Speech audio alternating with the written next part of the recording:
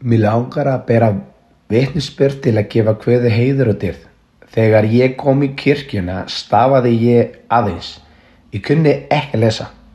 Og Guð sagði mér að hann myndi kenna mér.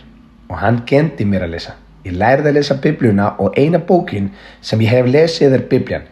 Ég gef Guði dýrð og heiður sem kenndi mér að lesa. Og nú hef ég heilagan anda sem Guð gaf mér líka. Og ég gef Drottni dýrð og heiður því hann hefur hjálpað mér í öllu. Og hann hefur hjálpað mér með heilsuna.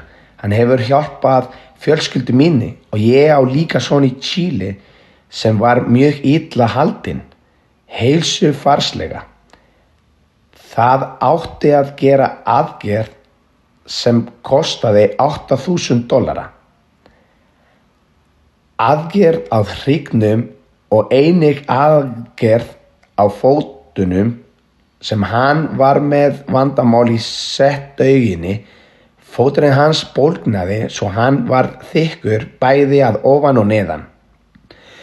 Og Guð sagði mér líka að hann myndi lækna hann. Og hann læknaði hann.